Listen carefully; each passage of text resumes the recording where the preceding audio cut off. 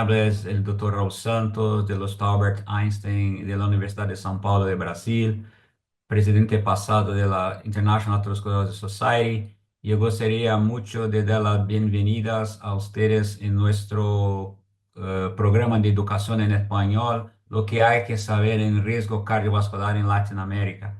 Yo voy a coordinar la sesión número 2 con dos colegas muy queridos, muy importantes en la prevención cardiovascular en América Latina.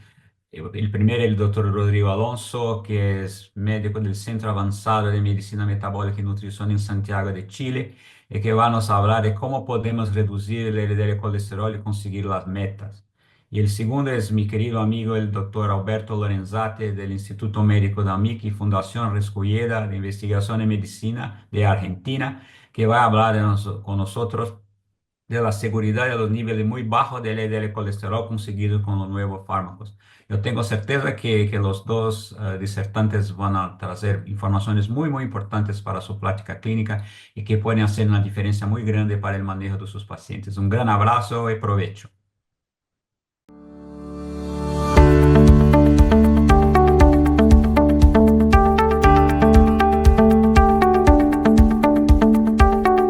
Hola, muchas gracias, doctor Santos. Yo les voy a hablar de cómo podemos conseguir mayores reducciones en colesterol LDL y, por lo tanto, metas terapéuticas en colesterol LDL en los pacientes con alto y muy alto riesgo cardiovascular. Estos son mis potenciales conflictos de interés.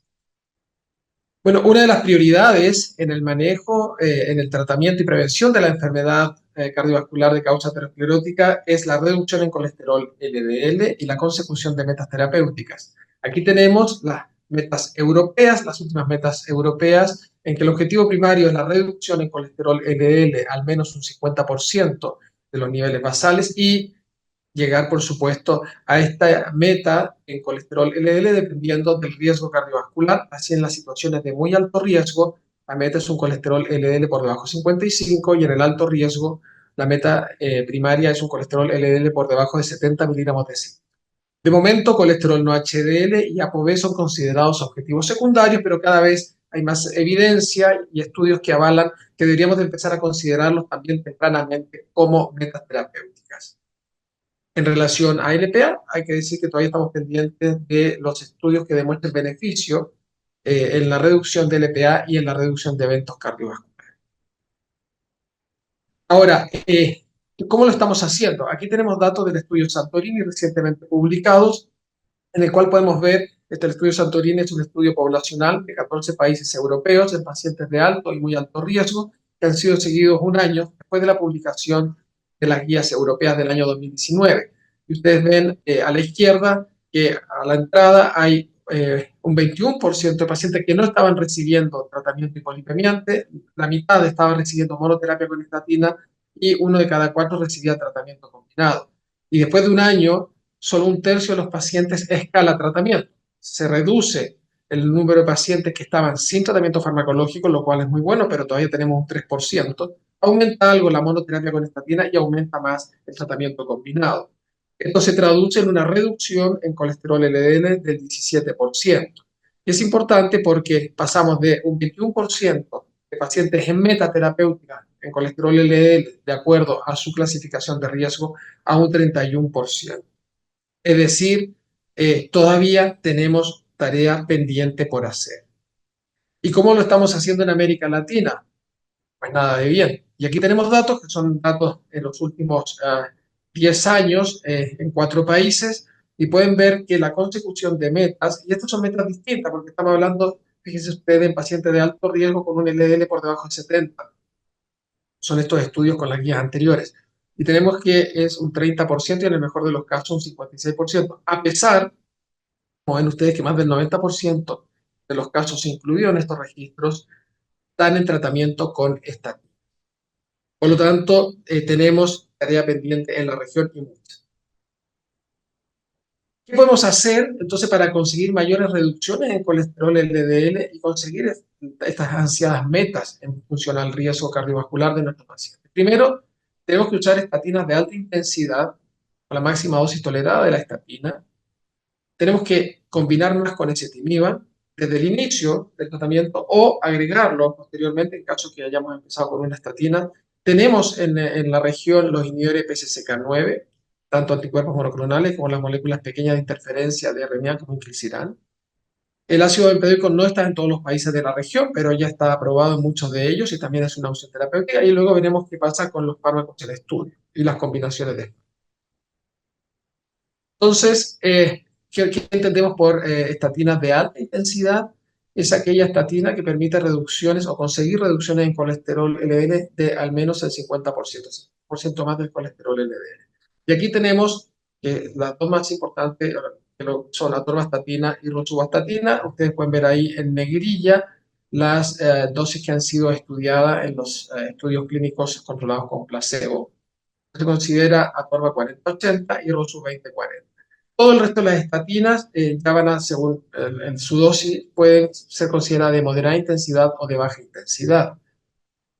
Entonces, ¿tenemos que usar estatinas de alta intensidad? Sí, porque podemos conseguir ese 50% que está dentro de los objetivos primarios, ¿no? Y metas primarias de las guías europeas. Este es un metaanálisis de estudios que incluyeron atorvastatina 80 y rosuvastatina 20. Y ustedes pueden ver que hay una gran variabilidad interindividual, porque hay pacientes que responden mejor que otros. Y vamos a tener que la mayoría va a conseguir un colesterol LDL por debajo de 100, menos pacientes van a conseguir por debajo de 70 y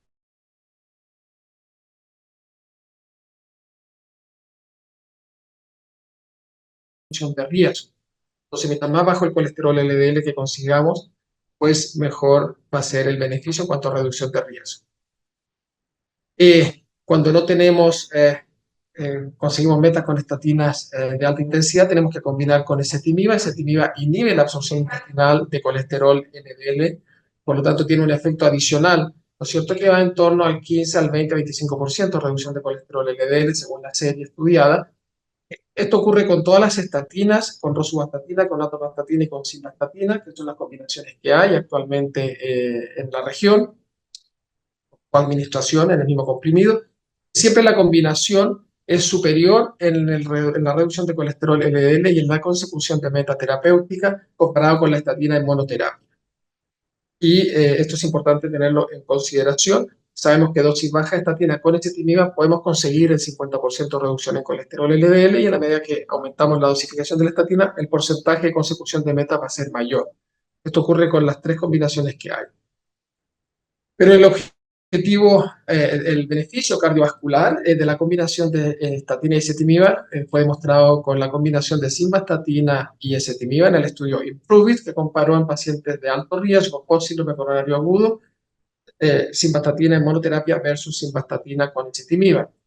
Y después de una mediana de seguimiento de 6 años, ustedes pueden ver ahí la reducción adicional en colesterol LDL fue del 24%. Uno de cada dos pacientes conseguían colesterol LDL por debajo de 70 y además nivel de proteína C reactiva, que era una meta combinada por debajo de 2 miligramos de decilitro. Ahora, la reducción de eventos primarios después de este periodo de tiempo fue el 6,4% y estudios post-hoc con objetivos preespecificados han demostrado que la reducción de eventos totales, ya no solamente el primer evento, sino los eventos posteriores, fue del 9%, sin demostrar problemas de seguridad. Y otro tema importante es que con la combinación pueden ver ustedes que prácticamente un 40% de los sujetos, de los pacientes incluidos, consiguen reducciones en colesterol LDL por debajo de 50 miligramos de decilitro. Eso es importante porque estamos viendo que ya podemos conseguir también en combinación en pacientes de alto riesgo la meta terapéutica. Ahora bien, cuando no conseguimos meta con la combinación de estatina y ezetimiba, tenemos los inhibidores de PCSK9. PCSK9 es una enzima, es una proteína que libera el hígado a torrente circulatoria y que está encargada o participa de alguna manera en el reciclado del receptor de las LDL.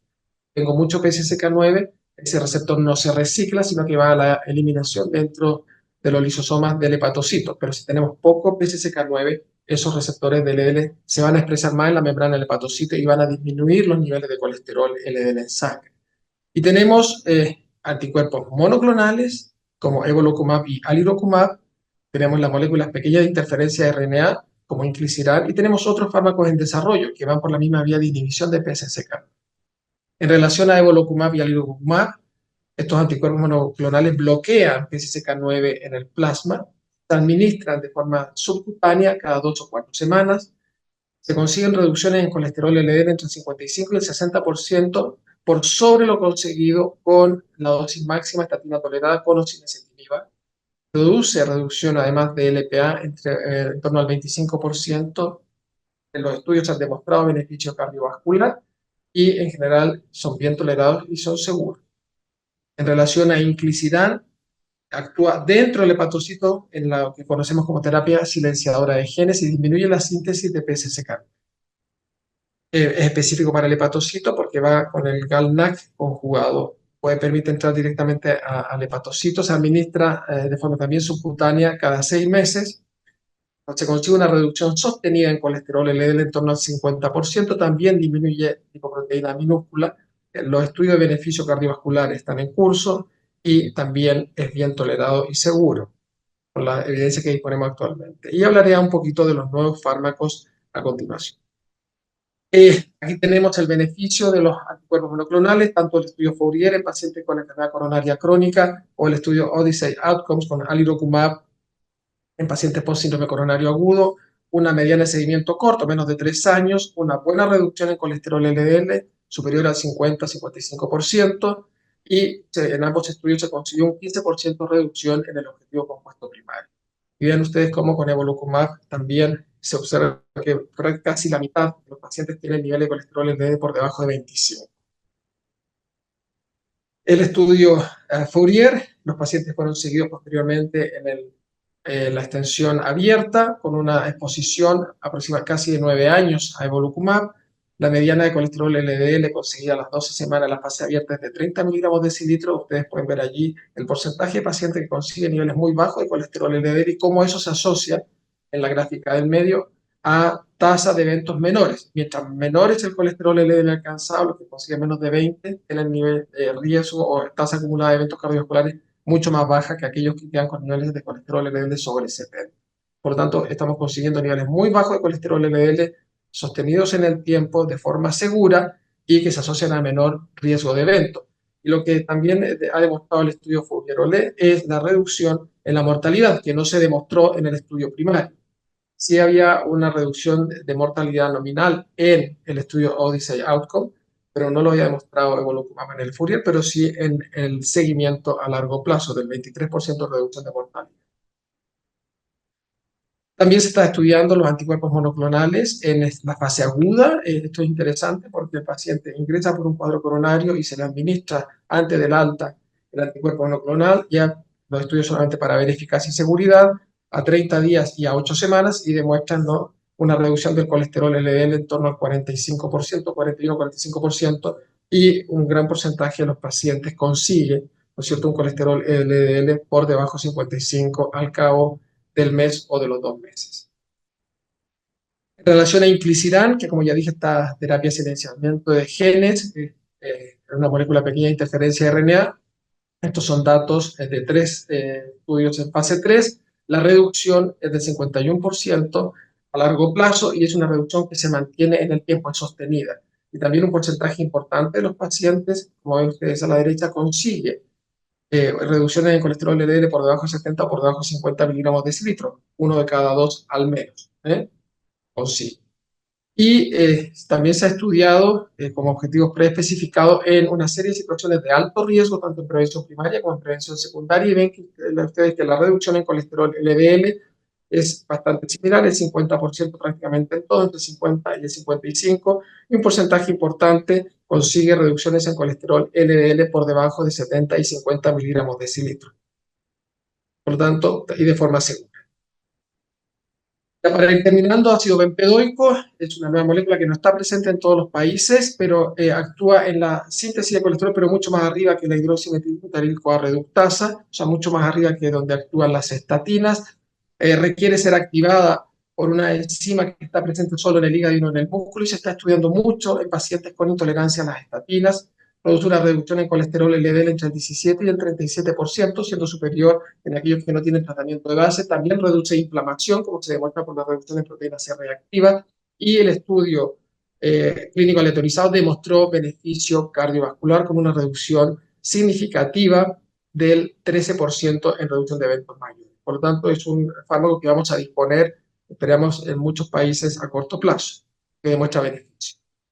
¿Cuáles son los nuevos actores? Brevemente, la inhibición vía oral de PCSK9 con un péptido macrocíclico que ha demostrado reducción hasta el 61% de colesterol LDL, también reduce LPA y la meta la consigue entre el 70 y el 80%.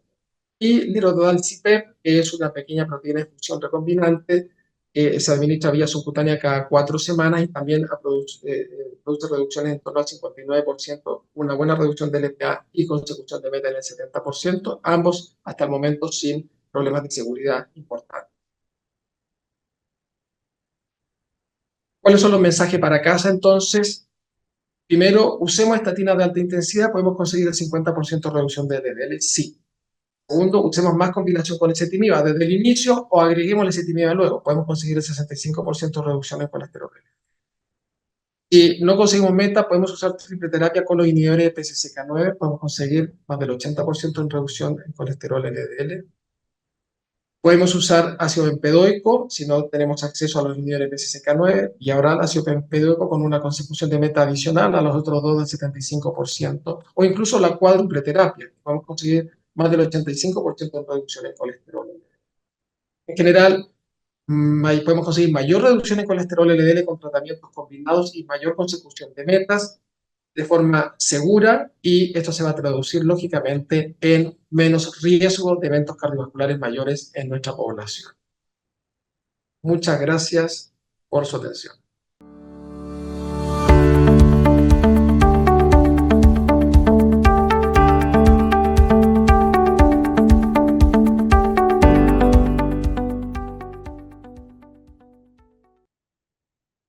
Bueno, vamos a abordar el tema de seguridad de los niveles muy bajos de LDL colesterol que se pueden lograr con los nuevos fármacos con los que disponemos. Estos son mis potenciales conflictos de interés, ya que con esta presentación voy a mencionar algunas drogas en las que he intervenido en parte del desarrollo de investigación clínica. El LDL es un factor causal inequívoco de aterosclerosis y en esto debemos ser muy claros. Una cosa es tipificar o calificar el LDL colesterol y las lipoproteínas que contienen ApoB como factores de riesgo, y otra cosa es poner foco en que realmente son un factor causal, y de eso ya no existen dudas. La enfermedad cardiovascular aterosclerótica comienza tempranamente en la vida, inclusive en la infancia y adolescencia. Muchos estudios recientes, como el estudio PESA, realizado en pacientes sanos, trabajadores de un banco en España, demostrando que más de la mitad de ellos tenía aterosclerosis subclínica. En definitiva, numerosos estudios hoy, ya al día de hoy, de carácter epidemiológico, genético y de intervención clínica, han demostrado el carácter etiológico o causal de las lipoproteínas de baja densidad. Y podríamos decir que décadas de ensayos clínicos también han demostrado que seguimos observando beneficios con objetivos de LDL cada vez más bajos y que aún no hemos alcanzado lo que podríamos llamar una meseta. Del mismo modo, también décadas de estudio de investigación, sobre todo buscando regresión de aterosclerosis con ecografía endovascular, nos muestra que seguimos observando regresión de aterosclerosis, alcanzando niveles cada vez más bajos y que hasta aquí no se ha visto una cifra en la cual no existan beneficios. Por lo tanto, la optimización o intensificación del tratamiento hipolipemiante es la hoja de ruta más simple para la reducción del riesgo cardiovascular residual. Pero ustedes saben que en la mayoría de los casos no llegamos a las metas. La meta de menos de 55, reservada para pacientes de muy alto riesgo cardiovascular, se llega en menos del 20% de los pacientes. Por eso debemos ser conscientes de que buscar niveles de LDL bajo no solamente nos trae beneficio para nuestros pacientes, sino que también es seguro, y a eso me voy a referir en los minutos que siguen. Este es un ejemplo de disminución muy significativa del colesterol LDL, aproximadamente un 70% en pacientes que estaban tomando estatinas, pacientes diabéticos en este caso, con un anticuerpo monoclonal anti-PCSK9, el evolocumab, y ustedes ven realmente cómo se puede disminuir. En este estudio la media de LDL estaba por debajo de 30, y también hoy tenemos otra intervención que es una molécula pequeña de interferencia del ARN mensajero que disminuye o bloquea la síntesis de PCSK9 con una muy cómoda administración semestral de una inyección subcutánea. Se logran descensos superiores al 52, 54% sostenidos en el tiempo, y por supuesto muchos pacientes pueden alcanzar cifras inferiores a 30 miligramos por decilitro.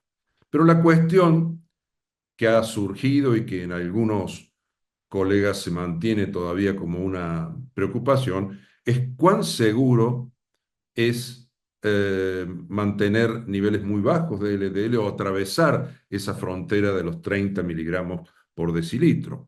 Ustedes pueden ver que esos niveles promueven la regresión de placa y claramente disminuyen eventos cardiovasculares de todo tipo, pero han existido dudas respecto a la aparición de nuevos casos de diabetes, a la probabilidad de stroke hemorrágico, y desde hace mucho, desde que se introdujeron las estatinas, siempre existió el temor del desarrollo, por ejemplo, de catarata. Ahora, ¿qué nos ha enseñado la naturaleza, por decirlo de un modo muy gráfico, con la existencia de síndromes de colesterol muy, muy bajos? Miren, les muestro aquí los más importantes, que son 4, pero hay por lo menos 2 más. La hipoveta lipoproteinemia familiar, que es causada por defectos de la ApoB, la hipolipoproteinemia familiar por defectos de la ANGPTL3, la hipoveta lipoproteinemia familiar por defectos de PCSK9, y finalmente la A-beta lipoproteinemia familiar por defectos en la enzima MTP. Ahora, estas enfermedades existen, y qué forma o características de vida o qué impacto tiene en la vida de los pacientes. Por ejemplo, el colesterol muy bajo en algunas de estas patologías se ha visto asociada a la acumulación de grasa a nivel hepático. Podemos decir que se ha observado en las formas heterocigotas severas de lipoproteinemia familiar por defecto en ApoB, y en las formas homocigotas que se asocian a mala absorción de vitaminas liposolubles. Pero esto definitivamente no se ha observado con estatinas ni tampoco con inhibidores de PCSK9. El riesgo de diabetes incidente se ha observado con estatinas, pero ojo, en pacientes muy predispuestos, prediabéticos y más relacionados con las dosis más altas. Ya se ha demostrado que en el balance es muy, pero muy superior la disminución del riesgo que los pocos casos de individuos que aceleran el proceso de transformarse en diabéticos cuando son prediabéticos. Entonces, se ha observado con estatinas, no se ha observado en las formas primarias de hipocolesterolemia, no se ha observado tampoco cuando el defecto es por ANGPTL3, por el contrario, en este caso inclusive hay más insulino sensitividad, y no se ha observado con inhibidores de PCSK9. Ya vamos a mostrar algunos ejemplos para ilustrar esto. Y respecto del colesterol muy bajo y afecciones neurológicas o cognitivas, que también es una preocupación, se ha observado solamente en la A-beta-lipoproteinemia, por defecto en la MTP, donde el LDL está virtualmente ausente en el plasma, pero no se ha observado en el resto de los síndromes de muy bajo colesterol LDL, ni tampoco se ha observado con la inhibición de PCSK9. Esto es muy importante tenerlo en cuenta y ya vamos a ver los fundamentos de esto. Esta gráfica, arriba a la izquierda, vemos los valores promedios de individuos que no tienen ninguna mutación del pérdida de la función de PCSK9. Abajo también a la izquierda, sí, individuos con pérdida de la función de PCSK9. Miren, la mayoría de ellos mantienen niveles de LDL cercanos a 50 en el plasma, pero lo más importante, en el estudio ARI, riesgo aterosclerótico en comunidades, se observó un 88% de reducción de la probabilidad de enfermedad coronaria en aquellos individuos que presentan una alteración, una pérdida en la función de PCSK9, o sea, presentan un polimorfismo del gen con pérdida de la función, por supuesto, a la baja, o sea, menos función de PCSK9. Esto se observó desde el principio prácticamente en que se empezó a estudiar esto de PCSK9. Miren ustedes, la cita es del año 2006. Esto ha quedado muy bien demostrado que los individuos que tienen pérdida de la función o defectos en la función de PCSK9 son absolutamente saludables e incluso, como acabamos de mostrar, tienen menos eventos cardiovasculares. Ahora bien, estudios con inhibidores de PCSK9, esto es uno de ellos, con evolocumab, muestran, por ejemplo, aquí menos de 25 miligramos por decilitro, menos de 40, más de 40 y el placebo. Ustedes pueden ver respecto a los efectos adversos absolutamente igual, serios absolutamente igual, relacionados a los músculos absolutamente igual y alteraciones neurocognitivas absolutamente igual, sin diferencia. Lo mismo que elevación de enzimas hepáticas o de CPK, o sea, individuos que mantienen menos de 25 miligramos por decilitro realmente mantienen un estándar de seguridad muy alto. Inclusive en el estudio Fourier, sujetos que habían sido randomizados con niveles inferiores a 70, aproximadamente 2.000 pacientes, tuvieron más beneficios, cuando en la corte total fue del 15%, aquellos individuos que habían partido de niveles por debajo de 70 todavía tuvieron un 20% de reducción de eventos cardiovasculares, o sea, fue superior.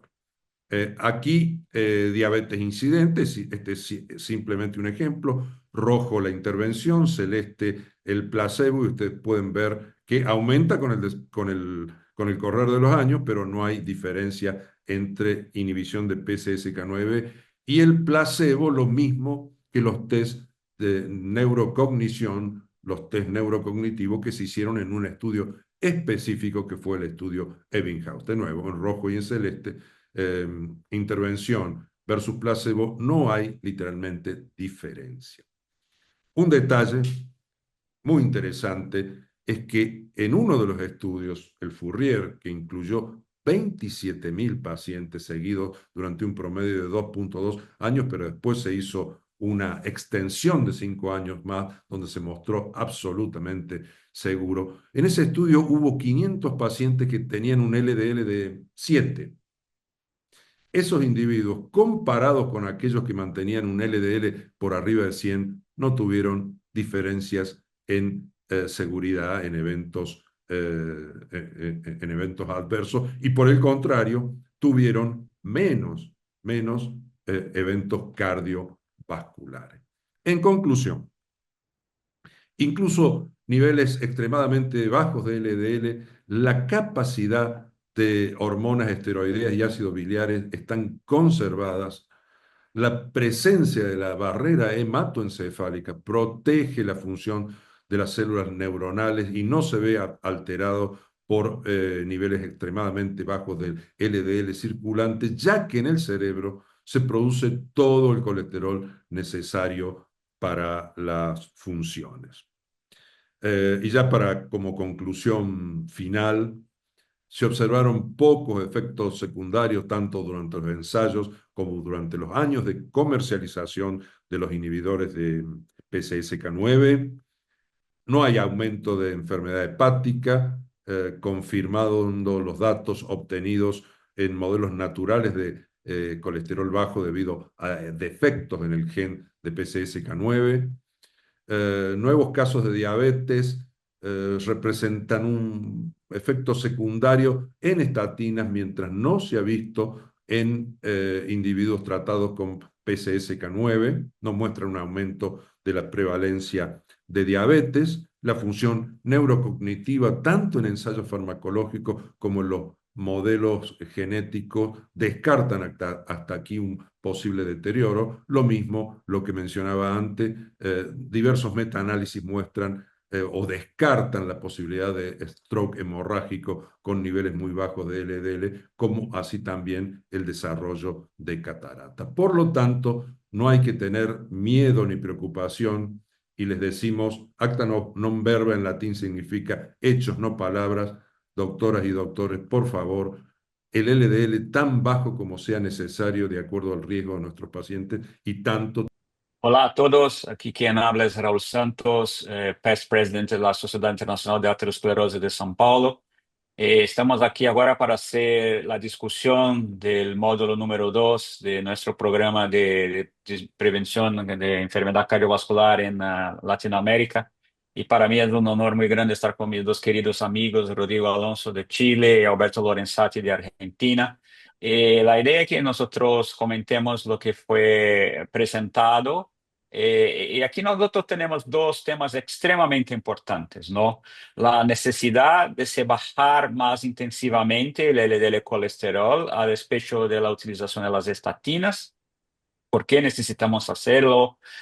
¿Con lo que vamos a poder hacerlo con las diversas terapias que tenemos ahora?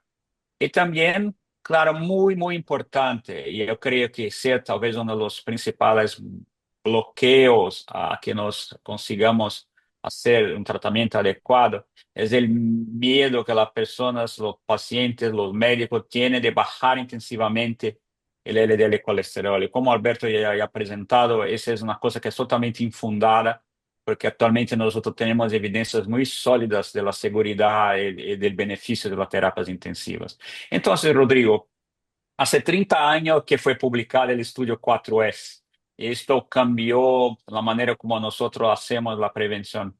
Pero sin embargo, a despecho de la utilización de las estatinas, estatinas en dosis elevadas, y claro que la mayoría de los pacientes no están con estas dosis, pero sin embargo, a despecho de esto, los pacientes continúan a tener eventos cardiovasculares. Entonces, usted podría hablar un poquito de nosotros, de cuál es la evidencia que si nosotros tratamos de una forma más intensiva, vamos a tener más beneficios para los pacientes.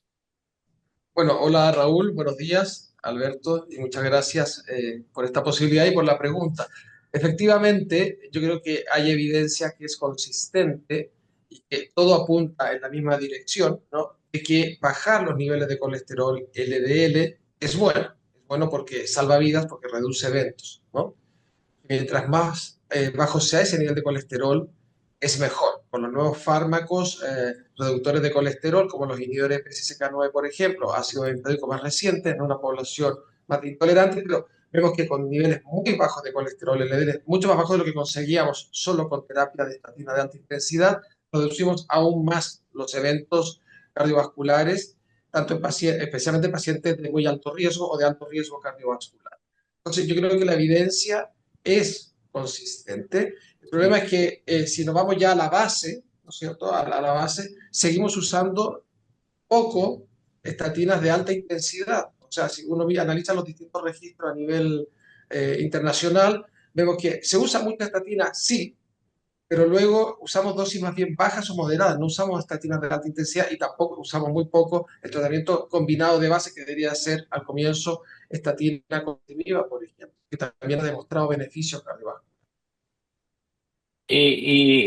Es muy interesante porque cuando se hace la combinación, sí, tenemos un aumento, una potenciación, no sé si es la palabra correcta en español, del efecto de la estatina, ¿no? Y usted no pensaría tal vez, por ejemplo, que como tiene ese receo, ese miedo infundado de utilización de las dosis altas de la estatina, tal vez, por ejemplo, si utilizaran dosis más bajas en asociación con ezetimibe, porque nosotros sabemos que prácticamente cualquier combinación de estatina con ezetimibe baja el LDL por lo menos 50%, ¿no? ¿O qué usted piensa de esta? ¿Sería tal vez una alternativa para aquellos que no quieren tomar las dosis más altas o porque tuvieron algún evento adverso previamente? ¿O qué piensa? Estoy de acuerdo, creo que es una buena alternativa. Sabemos que dosis baja de estatina con ezetimiba consiguen el mismo 50%, que es uno de los parámetros de consecución de meta, ¿no? Por lo menos si nos vamos a las guías europeas, que es el valor absoluto del colesterol por debajo de ese valor y la reducción del 50%. Yo siempre he dicho que conseguir el 50% hoy en día es fácil, porque tenemos las herramientas, ya sea en monoterapia, estatina potente, alta intensidad, o en terapia combinada con dosis más bien baja de estatina y ezetimiba, porque lo podemos conseguir. Es cierto que esa evidencia no está. Tenemos el estudio Improve It, ¿no es cierto?, que demostró el uso de estatina con ezetimiba versus estatina en monoterapia en pacientes con síndrome coronario agudo. No inmediatamente en el síndrome coronario agudo, pero en el plazo de un mes. Y demostró beneficio. Entonces, yo creo que es una buena alternativa pensar si un paciente o incluso el médico, yo creo que hay un problema más del médico que del paciente muchas veces, del colega que va a prescribir, ¿no es cierto? Especialmente en los pacientes, en las unidades coronarias probablemente, ¿no? Lo que uno veía antiguamente, se acordarán, el paciente salía con 80 de atorva porque el estudio que había demostrado el beneficio era el TNT, que se hizo con 80 de atorva. Todos los pacientes salían de la coronaria con 80 de atorva, después de un año le bajaban a 40, algunos quedaban con 20, porque se venía todo este tema, ¿no? Entonces era una lucha permanente con el tema de qué dosis, con qué estatina y a cuánto llegar. Pero es una buena Y, alternativa plantear la combinación desde el inicio, incluso con los nuevos fármacos, ¿eh? y hay el estudio Racing, ¿no? Que fue hecho en Corea, que comparó 10 miligramos de Rosuva con ezetimiba en asociación contra 20. Y fue un estudio de no inferioridad que mostró que aparentemente los beneficios son los mismos. Entonces, porque yo creo Efectivamente. que el problema de la barrera de la prescripción de dosis más elevadas, ¿no? Hablando un poquito de seguridad de estatinas, Alberto, porque las estatinas pueden, por ejemplo, aumentar la glucosa, pueden raramente elevar a alteración del hígado o rabdomiólisis. ¿Usted podría comentar un poquito de la seguridad de las estatinas? Porque creo que hay mucho, las estatinas son los fármacos más, como se decía, tal vez más seguros que nosotros tenemos. Y mucho mal avalado, no se habla muy mal de la estatina. ¿Podría comentar un poquito de la seguridad de estos fármacos, mesmo en las dosis más elevadas? Bueno, hola a todos. Un gusto, por supuesto, estar en esta discusión. Como tú dices, Raúl, las estatinas siempre son criticadas y tienen mucha gente que está en contra, pero después de 30 años o más de utilización, son fármacos muy seguros y que dan gran beneficio. Respecto de la posibilidad de incidencia de nuevos casos de diabetes, que eso lo vimos en el estudio Júpiter por primera vez, esto hay que dejar muy en claro que es solamente, primero, no supera el 9% contra un más de 30, 35, 40% de beneficio en términos de disminución de eventos. O sea, la ecuación es muy clara en favor de las estatinas.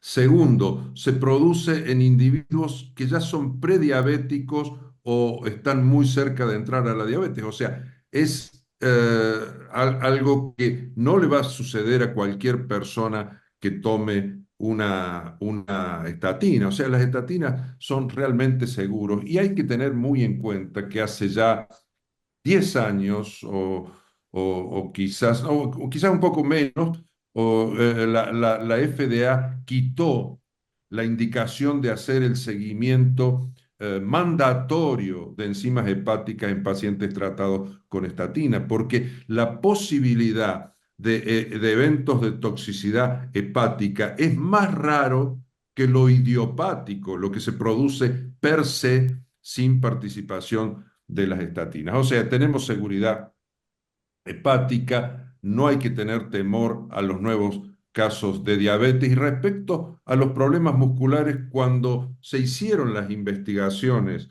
con inhibidores de PCSK9 y con ácido bempedoico y que buscábamos verdaderos intolerantes, vimos lo difícil que es encontrar un verdadero intolerante. Generalmente son cuestiones más subjetivas del paciente, subjetivas del médico que lo está tratando, y uno de los trabajos del CTT de hace 2 años presentado en el Europeo de Cardiología, específicamente dirigido a seguridad de las estatinas. CTT son los trialistas en colesterol en miles y miles de pacientes que hacen un metaanálisis y revisión sistemática, mostró que realmente es bajísimo. Luego del segundo año es prácticamente muy bajo, y los pocos casos que se dan en el primer año. O sea, las estatinas son seguras, y como decían recién ustedes, hoy una alternativa es empezar de entrada con una combinación de dosis fija que nos asegura una buena potencia y no tener que utilizar dosis altas si alguien tiene temor a las dosis altas. Pero esa precaución es completamente infundada.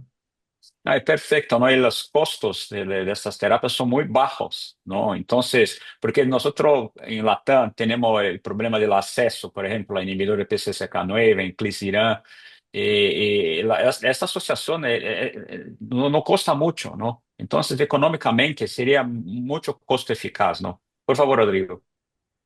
No, de lo que estaba hablando Alberto, solamente decir que probablemente, claro, el otro tema que sale a la palestra también con las estatinas es el tema no de si producen Alzheimer o no, ya sabes.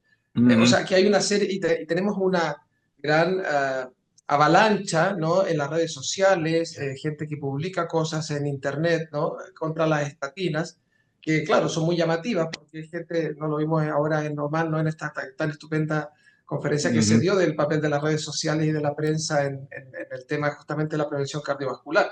Entonces hay una lucha, ¿no? Porque el paciente, claro, recibe esta información, ¿no? Y se generan todos estos efectos nocivos, el plasnoto, en cuanto a los efectos secundarios de las estatinas, y la gente, el problema es que la gente abandona tratamiento.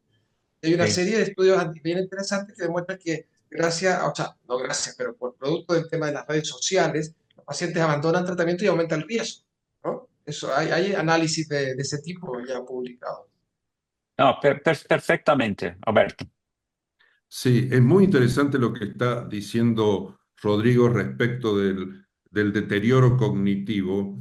Hay estudios muy bien hechos que han demostrado, por ejemplo, recuerdo uno en pacientes con LDL entre 70 y 100 o más de 100 y menos de 70 a 50 y de 50 a 20, que por el contrario hubo una disminución del deterioro cognitivo, o sea, efectos favorables, en quienes estaban por debajo de 70 e inclusive por debajo de 50. O sea, esto del deterioro cognitivo y de esos efectos viene de la mano de la comprensión de un hecho real, que el cerebro es un órgano muy enriquecido con colesterol, pero todo el colesterol que utiliza lo produce las propias células neuronales. O sea, la barrera hematoencefálica no permite que el colesterol de la circulación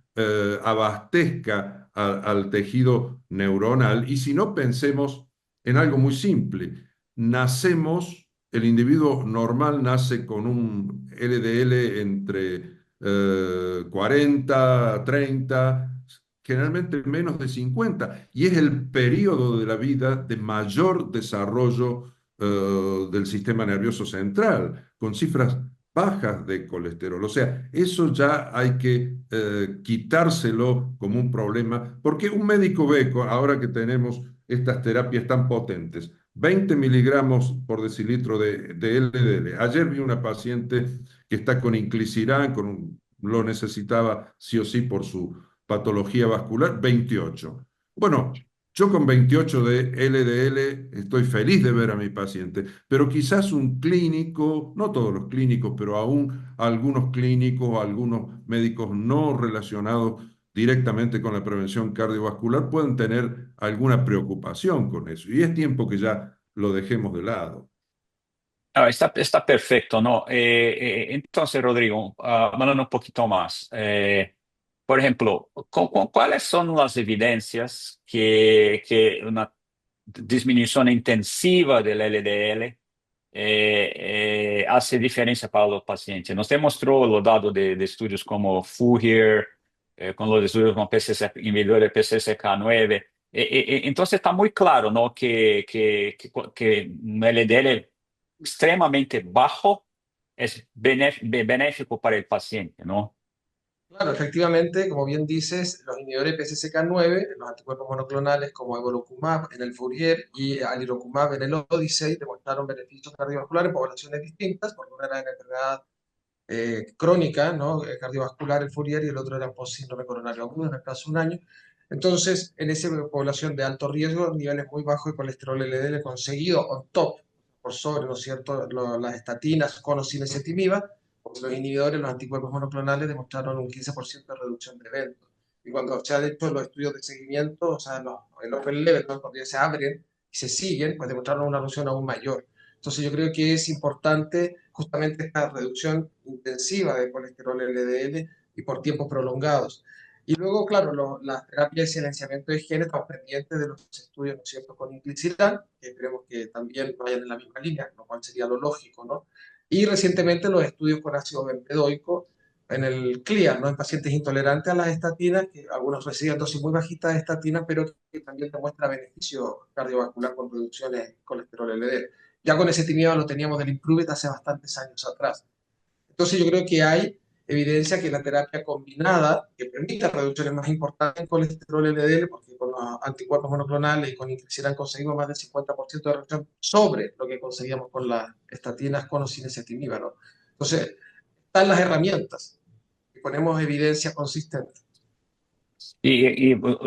Usted ha hablado del seguimiento a largo plazo del estudio Fourier, ¿no? Que es el Fourier OLE, Open Label Extension, y muestra claramente que con aquellos que empezaron más tempranamente, bajaron más tempranamente el LDL colesterol, tuvieron hasta disminución de la mortalidad, ¿no? La mortalidad total. Entonces, eso es muy robusto, ¿no? Porque el número de pacientes en seguimiento en este estudio fue muy grande. Y las evidencias, entonces, son incontestables, en mi opinión. Por otro lado, Alberto, estos pacientes llegaron con un promedio de LDL de cerca de 30 miligramos por decilitro y aparentemente la seguridad fue muy buena, ¿no? No, ¿usted podría comentar un poquito de esto, de lo que, por ejemplo, lo que se pasó con el hígado, con el riesgo de diabetes, accidente vascular hemorrágico, en el follow-up del Fourier? Sí, no hubo mayores inconvenientes con eso, al contrario, los pacientes que tanto en el estudio principal, inicial, como en el OLE, el perfil de seguridad de pacientes que mantenían un promedio de 30 miligramos por decilitro de LDL colesterol fue muy bueno, pero realmente fue muy bien, bueno, no se observó problemas a nivel hepático, a nivel de incidencia de nuevos casos de diabetes. Eso no se ha podido ver hasta aquí con inhibidores de PCSK9. Tampoco lo del stroke hemorrágico, que en algún momento apareció como un temor de algunos a partir de algún estudio con atorvastatina, pero eso ya ha quedado completamente descartado, no se da esa posibilidad, y por el contrario, yo recuerdo, y lo dije en la presentación, hubo un grupo de pacientes, alrededor de 500, que mantuvieron un nivel muy bajos, 7 miligramos por decilitro de LDL colesterol, y eso fue seguro y en comparación con el resto de los pacientes tuvieron menos eventos cardiovasculares. O sea, está muy clara que la curva lineal, cuanto más bajo, mejor, ya está muy bien demostrada y seguimos observando beneficios, encontrado una meseta o un punto donde ya no haya beneficios cardiovasculares. O sea, yo creo que es muy claro. Y también las guías nos dicen, bueno, el paciente que ha tenido más de un evento, aunque sea en distintos territorios, la meta es menos de 40. Eso no hay que olvidarse de eso porque la evidencia está de buscar. Hoy estamos con el menos de 55, pero también está la meta de menos de 40 para pacientes muy severos, con mucha enfermedad, con más de un evento vascular. Está perfecto. Yo me recuerdo un estudio de Dirk Blom, donde se hacía la asociación de Atorva 80, ezetimiba y evolocumab. Y ahí hacían el estudio durante un año de las hormonas esteroidales, ¿no? Y no hubo cambio alguno en la testosterona, estrógeno, cortisol, ACTH. Entonces, yo creo que eso está muy claro, ¿no? Que la glándula tiene su autonomía para sintetizar lo que sea, ¿no? Entonces, y la mayoría de la gente, por ejemplo, porque nosotros tenemos muchos pacientes que están encaminados por los urologistas que suman la estatina porque la TES está baja, ¿no? La testosterona está baja. Y la gran mayoría de las situaciones tiene mucho a ver con obesidad abdominal, ¿no? Entonces, ese AGBG, que es el transportador, está aumentado. Entonces, yo creo que hay mucha desinformación, mala información sobre los efectos de la disminución del colesterol y del uso de las estatinas principalmente, ¿no? Entonces, esto es un problema muy serio. Y Alberto, me recuerdo que en tu presentación mostraste la paciente, la persona que tiene hipobeta-lipoproteinemia. Porque una de Sí. por ejemplo, los contraargumentos a la seguridad es porque, mire, estos estudios fueron estudios de un año, 8 años no son una vida, pero sin embargo, la gente que nace con hipobeta-lipoproteinemia tiene toda su vida con el LDL bajo, ¿no? Entonces, ¿podría usted comentar un poquito de la seguridad, lo que se pasa con estos pacientes? Sí, son enfermedades raras, ApoB por defecto de PCSK9 o de ANGPTL3, y cursan su vida con niveles más bajos de colesterol LDL, sensiblemente más bajos, siempre por debajo de 50, y sin embargo no solamente tienen una vida normal, sino que tienen, ya está demostrado, entre 80 o 90% menos de probabilidad de eventos cardiovasculares. Y no ha habido problemas con estos pacientes de ningún tipo, no ha habido incidencia estos pacientes no tienen mayor incidencia de nuevo de diabetes, no tiene, con lo único que se ha visto acumulación grasa en el hígado es con la A-beta-lipoproteinemia por un defecto en la MTP, que es una enzima que tiene que ver con el ensamblaje de la PLDL, pero allí prácticamente no existe el LDL, absolutamente ausente, es una enfermedad rara, y también cuando uno inhibe esta enzima farmacológicamente, que hay una terapéutica para eso, se ha visto un poco de acumulación, pero sería lo único pero esta enfermedad es rara y prácticamente tiene ausente el LDL del plasma y va a otro digamos, a otro objetivo que es el defecto en la MTP, perdón, que ver con los fármacos que utilizamos en la actualidad. Y lo que se pasa es que se exporta menos triglicéridos en las VLDL, entonces se acumula en el hígado. Pero, sin embargo, esto no tiene para la mayoría de los pacientes, mismo que los que sean heterocigotos, por ejemplo, para ApoB, y que tienen una calidad de vida y viven normalmente, ¿no? Entonces yo creo que eso es un mensaje extremadamente importante. Rodrigo, uno de los mayores retos que nosotros tenemos es la adherencia a las terapias orales, ¿no? ¿Usted podría comentar un poquito del inclisiran? Porque yo creo que el inclisiran es una droga revolucionaria por su potencia, porque es una droga muy eficaz, claro, tan eficaz como asociación de estatina con ezetimiba, pero sin embargo no tiene pastillas para se tomar todos los días, ¿no? ¿Qué usted piensa que esto puede ser y cambiar la manera como vamos a hacer la prevención en el futuro, ¿no? Sí, bueno, el mecanismo de acción es muy interesante, ¿no? Esta terapia de silenciamiento de genes, ¿no? con inclisiran. Eh, ¿Por qué? Porque la forma de administración, ¿no? de este medicamento, que es cada 6 meses, bueno, se hace una dosis de carga, luego a los 3 meses y luego se continúa cada 6 meses, es una administración muy fácil, subcutánea y no requiere cadenas de frío. Yo creo que es una cosa tremendamente importante también, ¿no? Claro, de momento se recomienda, ¿no? que sea administrada por el profesional de la salud, o sea, no es como autoinyectable, habrá pacientes que se lo pueden Ujú. hacer, pero eso es lo que se recomienda, ¿no?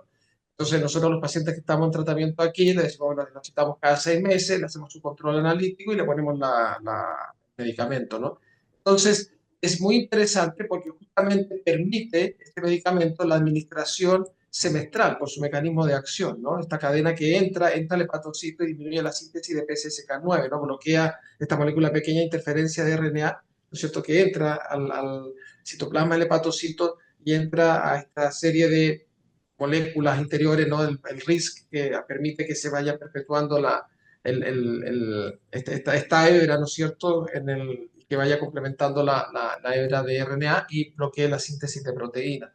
Entonces, a diferencia de los anticuerpos monoclonales, esto disminuye la síntesis de PCSK9. Tenemos menos PCSK9 circulante porque se produce menos PCSK9, ¿no? Entonces, bueno, disminuye la secreción al torrente circulatorio, tenemos menos y por lo tanto tiene el mecanismo de acción por esa vía y aumenta la expresión de receptor. Entonces yo creo que es un buen fármaco y que se administre cada 6 meses, la lógica es que demostremos que la adherencia es mejor. No es lo mismo probablemente para un paciente, es más como pincharse cada 6 meses que pincharse cada 15 días, por ejemplo, con los Claro. anticuerpos monoclonales, que también son muy eficaces, un poco más eficaces probablemente que inclisiran, porque eso es lo que han demostrado los estudios, pero es un 5 o 10% adicional, ¿no? De diferencia probablemente. Ahora, no hay que olvidar que estos fármacos, en principio, están indicados, la regulación dice, sobre estatinas, ¿no? O sea que, Ujú. y además, los estudios han demostrado que el efecto es mejor, eso lo vimos en los pacientes con hipercolesterolemia familiar, que cuando tú los dejas solamente los PCSK9 inhibidores y los comparas con aquellos que están con estatina, los que están con una estatina de base responden mejor, la respuesta es mejor, Ujú. ¿no? Que los que no están. Entonces, lo ideal es siempre pacientes de riesgo, de alto riesgo, eh, tener en mente estas nuevas moléculas. Y claro, yo sé que hubo un intento, yo creo que eso ya se paró, ¿no? ¿Te acuerdas tú en Inglaterra, no en Manchester, de que fuese de concepto muy interesante, ¿no? A nivel poblacional, que puedas bajar los niveles de colesterol LDL con un tratamiento cada 6 meses. Alberto, ¿usted no piensa que podría ser una alternativa a la estatina, por ejemplo? Porque el fármaco solito baja el LDL cerca de 50%, ¿no? Entonces, por ejemplo, pensando a largo plazo, porque el problema es la adherencia a pastillas diarias, por ejemplo, si no empezaríamos más tempranamente, no podría ser tal vez una alternativa ahí a largo plazo para disminuir de una forma muy importante los eventos cardiovasculares en la población. Sin duda, yo creo que a medida que avance el conocimiento sobre este tipo de fármacos, de interferencia del ARN mensajero, ganemos experiencia y el costo se haga más accesible, una alternativa excelente. Es más, Bramwell, no hace falta decir quién es Bramwell, en una conferencia el año pasado, él hipotetizaba de que colocando no las dos dosis, que es lo que corresponde para hacer tratamiento de paciente, solo una dosis a modo de vacuna, se podía lograr un 40% del descenso a nivel poblacional y disminuir, por ejemplo, el LDL en promedio de 100 a 60 y lograr así aumentar la vida libre de eventos cardiovasculares por lo menos 20 a 30 años. O sea, es un concepto absolutamente revolucionario, pero yo creo que es una alternativa que en un futuro quizás cercano podamos empezar a pensar en su implementación. No, no hay duda alguna. Mira, nosotros tenemos 2 minutos para terminar nuestra discusión. Entonces yo quería rápidamente que Rodrigo podría dar su mensaje final y después Alberto y ahí después yo lo termino. Muy bien, bueno, solamente recordar a todos que tenemos que planificar el riesgo de nuestros pacientes, identificar a los pacientes de alto y muy alto riesgo, que son los que no se nos pueden escapar principalmente. Usemos estatinas potentes, las tenemos en nuestros países, podemos usar combinación con ezetimiba también, ojalá desde el inicio, lo cual permitirá usar dosis un poco más bajas de estatina. Y tenemos estos nuevos otros fármacos que, claro, como se ha dicho, a veces el problema es el acceso, pero están en nuestros países, en la mayoría de nuestros países, los anticuerpos monoclonales contra PCSK9 y estas moléculas pequeñas de interferencia como inclisiran, en algunos países y no todos está también ácido bempedoico. Entonces, las herramientas están y tenemos que usarlas adecuadamente y fomentar y favorecer la adherencia y persistencia crónica a estos tratamientos para reducir los eventos cardiovasculares en la población. Alberto. De la mano de lo que dice Rodrigo, sabemos que hoy solamente un 20% de los pacientes que necesitan LDL de menos de 55, o sea, prevención secundaria, llegan a esa meta. Y muchas veces, tú lo dijiste, Raúl, es porque hay temor y se va disminuyendo la dosis de estatina, no se usan las combinaciones. Recordar que no solamente es seguro un LDL por debajo de 50, sino que también le trae más beneficios al paciente. Eso es claro y lo han demostrado los estudios. En los estudios con inhibidores PCSK9, mantener un LDL de 30 fue muy seguro y muy efectivo en términos de disminución de infarto, accidente cerebrovascular y otros eventos vasculares periféricos, etc. Entonces, muchas gracias y yo creo que fue muy claro el mensaje. Tiene que identificar adecuadamente, tratar adecuadamente de una forma intensiva y no tener miedo de posibles eventos adversos de las terapias de reducción del LDL. El LDL baja es muy seguro y aumenta la sobrevida libre de eventos. Yo gustaría mucho de agradecer a ustedes y agradecer también a la IASP la posibilidad de poder estar juntos aquí.